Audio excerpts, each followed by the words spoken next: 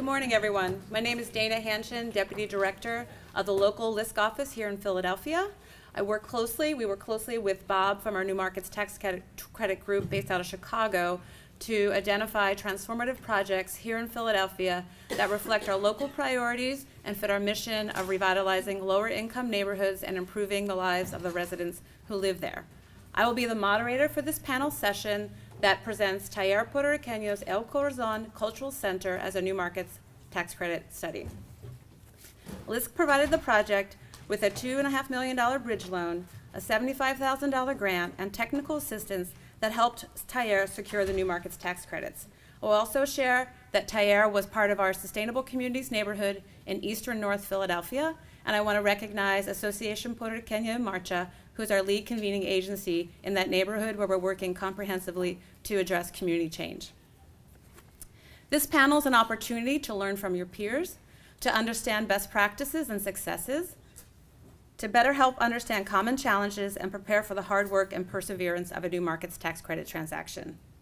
The El Corazon Cultural Center started with a vision born in the heart of the Latino community many years ago, a dream to meet the needs of the growing community by developing the largest Latino-based arts and cultural center in the state of Pennsylvania and even in the region. Through New Markets tax credits and the support of many other funders, Taller was able to turn this dream into a reality. As Taller will share, the center belongs to the community and everyone has a stake in it. And the panel that sits before you represents those who have a vested interest in that stake. Without their dedication, commitment, and partnership, Taller would have not been able to achieve such monumental success. I will introduce the panel. Representing the sponsor is Carmen Fabo, Executive Director of Taller Puertorriqueño. Shout it out. Thank you. Ryan Shuey from PNC Bank, New Markets Tax Credit Allocatee and Investor. Wendy Weiss from PIDC, New Markets Tax Credit Allocatee. Karen Fagley, Deputy Commerce Director with the City of Philadelphia. Oh, Gabe, I forgot about you. Gabe Canuso, Taller's development consultant, the founding partner of D3 Real Estate Development. And finally, George Nagel, founding member of Nagel Law, the Qualic B Council.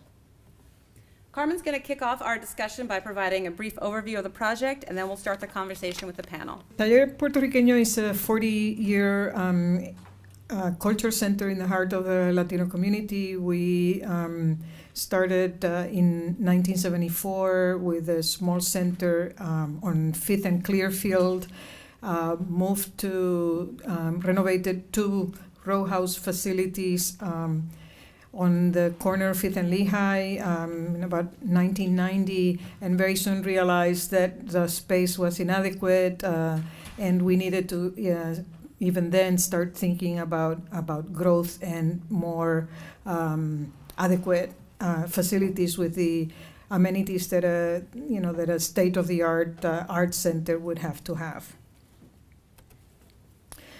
Since 1974, we have developed a number of cultural programs. We serve over 360 kids with culture-specific arts education in after-school programs, in academic career explorations, art classes in collaborating institutions, as well as in within the school district. This year, we're going to serve over 2,300 students in schools within the Latino community that have very little access to arts education. Over 4,000 students come to workshops and visits.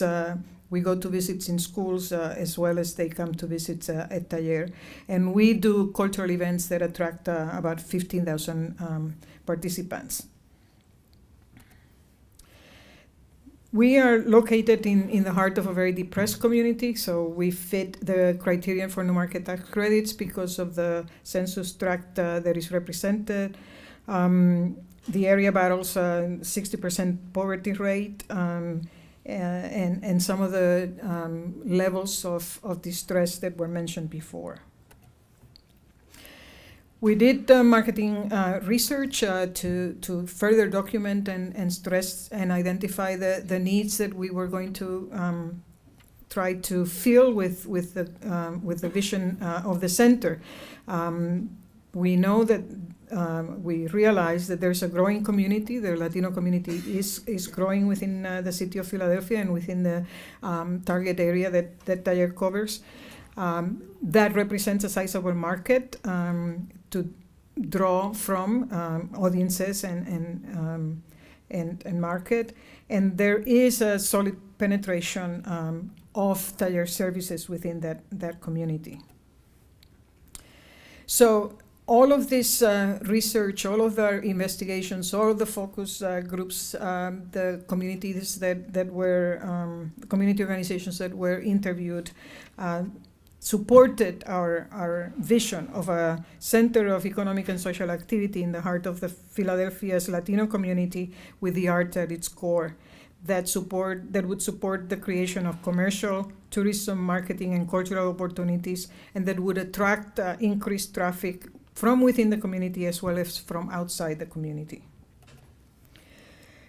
This is an illustration of the many, many, many hours of thought and understanding and thinking of the potential of this center to not only respond to the needs of the community, but also thinking of ways in which the center can generate its own resources to try to also project sustainability over the future. So the center will contain a cafe that is going to be leased to a private business. In addition to all of the services that we already provide within our two buildings, the gallery and store and all of the education rooms and services that we provide. That big center area is a multi-purpose room that is going to serve both as classrooms as well as open up into a larger performance area for 200 people, as well as rental space for banquets and weddings and quinceañeros and whatever we can attract people. And obviously we are counting on the facility being a magnet for that kind of activity within the center. And the cafe will serve as the caterer for those services. So, we took each inch of this space and thought about how will everything work together. We've been operating in two separate settings so that, for example, our store is separate from where we do performances, and therefore in this setting, all of that is going to synergistically work together. The store is next to the places where the performances are going to happen. The gallery and everything is going to open into that central corridor. And this is what I was mentioning before, is that central space is going to be divided into banquet, areas for conferences, presentations, or school programming, after-school programming for kids.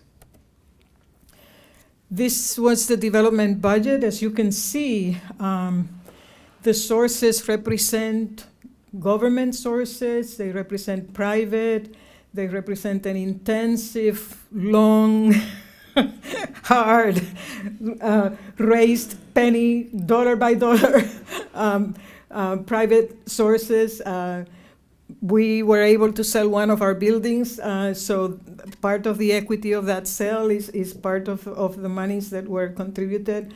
And the total bill is $11.5 million, although this does not take into account that, as was being mentioned before, in addition to these incredible partners, we had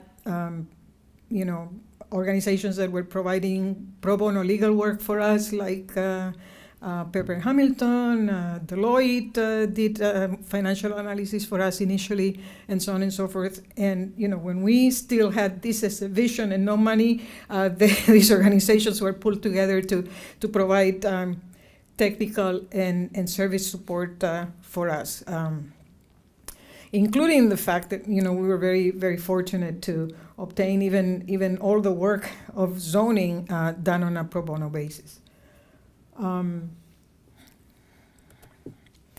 So this is that beautiful space that is going to be spilling all of the people from the cafe and the gallery and the bookstore and the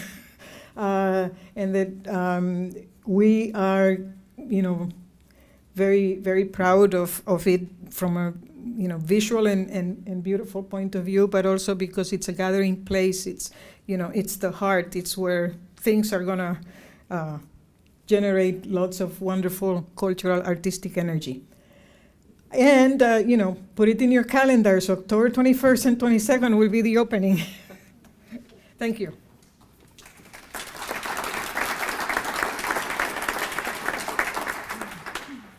So we also wanted to show you the deal structure chart here that was provided by George Nagel. And if you want to take a few moments to sort of walk through this transaction, it's a lot more complicated than Christina's based on the $10 model. It's a $10 million allocation in this project.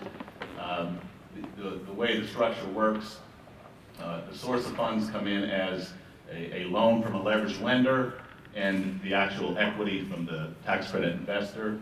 The investment fund turns around and makes a QEI, a qualified equity investment, of $10 million into the two sub-CVEs. We have a fee on the PIDC side that's taken out at that level. PIDC and PNC then make the Quilique investments into the Qualic B.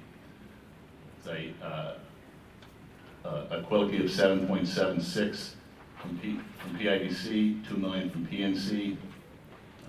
Taller PR is the Qualic B in this entity. It's a qualified active low-income community business. These notes were broken down further into A notes and B notes. It doesn't show on this slide, but as was discussed earlier, the B note would be basically the new market tax credit benefit to the developer in this project. One thing I will mention on the Taller PR, that was a new entity that was formed by the sponsor entity, and we mentioned a little earlier about CDFI fund would like to encourage operating businesses to take advantage of this program. Because of the tax rules, sometimes that's difficult. If you have an operating business or an operating charity, there's certain requirements you have to meet in order to qualify as a Qualic B. For example, you have to have 50% of your gross revenues from a low-income community. You have to have 40% of your tangible personal property located in a low-income community. If you have employees, 40% of the services provided by your employees have to be performed in a low-income community. Now, there are alternative tests, but you have to go through that analysis if you're an operating charity or an operating business. Now, even if you satisfy all those requirements, there's an additional requirement that often causes problems, and that is there's a 5% limitation on certain investment type assets that you can hold, and it's based on 5% of your average unadjusted basis of your assets. And these assets would include bank accounts, cash accounts, investment accounts, interests in partnerships, stock. So often it's very difficult to meet this 5% test. For example, if you're a charity and you have an endowment, you may not be able to satisfy that 5% test. Now, I should note that there is another approach to this that CDEs can take, and that is to invest in a portion of an ongoing business. And you have to have separate books and records, and it gets a little complicated if you have multiple employees in multiple locations and multiple census tracts. But it's doable. But I guess the point I'm making, it's much easier typically to just form a brand new entity, a single purpose, single asset entity, which we did in this case, Taller PR. And that entity can be a partnership, it can be a corporation, it can be an LLC, it can be a for-profit, it can be a non-profit entity. In this particular case, we formed a separate Pennsylvania nonprofit corporation that applied for 501c3 tax-exempt status with the IRS and did receive the ruling. And actually, we received it in about 3 months, which was pretty incredible. And it doesn't have to be a nonprofit, but in this particular case, in furtherance of the exempt mission, it made more sense to have that entity set up as a nonprofit entity. There's some advantages from a real estate tax perspective additionally. So. Thank you, George.